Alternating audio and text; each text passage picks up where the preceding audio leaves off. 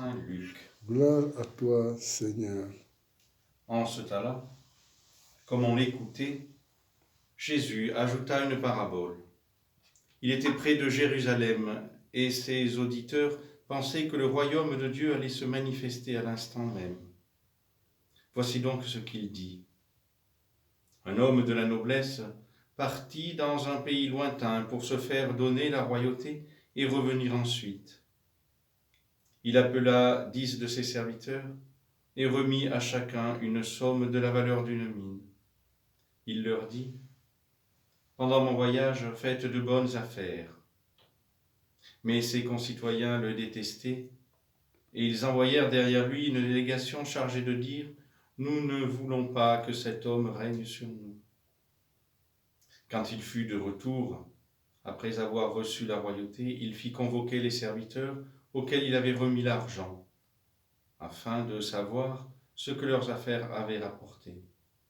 Le premier se présentant et dit : « Seigneur, la somme que tu m'as remise a été multipliée par 10. » Le roi lui déclara : « Très bien, bon serviteur, puisque tu as été fidèle en si peu de choses, reçois l'autorité sur 10 villes. » Le second vint dire : « La somme que tu m'as remise, Seigneur, a été multipliée par 5. »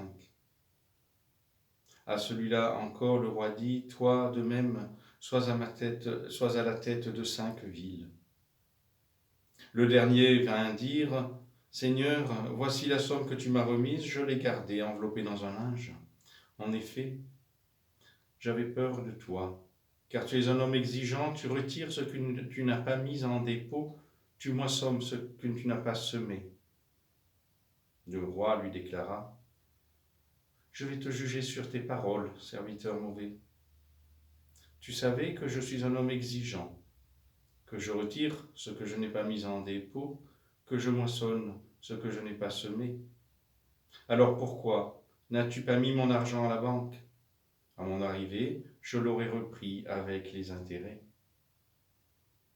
Et le roi dit à ceux qui étaient là : « Retirez-lui cette somme, donnez-la à celui qui a 10 fois plus. » On lui dit : « Seigneur, il a 10 fois plus. » « Je vous le déclare, on donnera à celui qui a, mais celui qui n'a rien se verra enlever même ce qu'il a.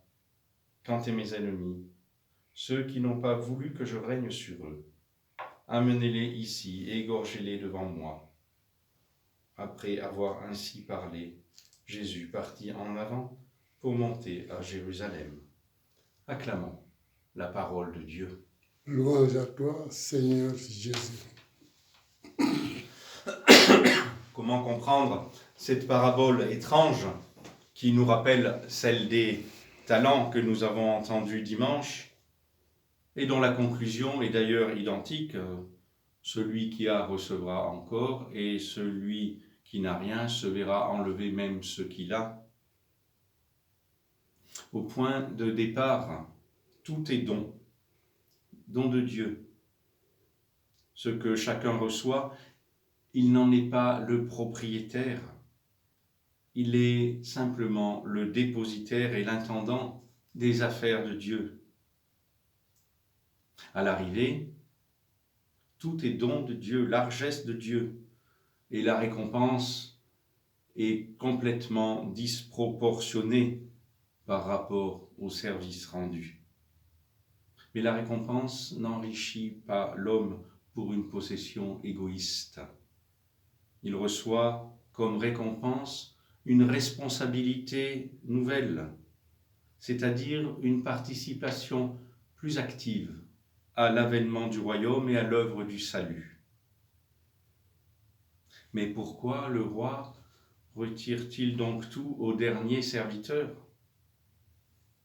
Souvenez-vous, en fait, si nous écoutons bien le texte, il ne retire rien du tout. C'est l'homme qui lui restitue ce qu'il lui avait confié et qu'il n'a pas fait fructifier.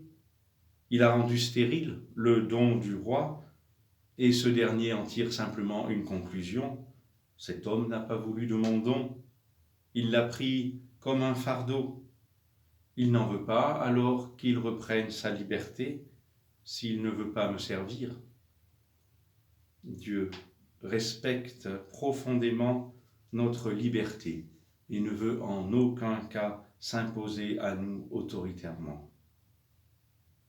Saint Augustin tire une leçon simple et radicale de cette parabole.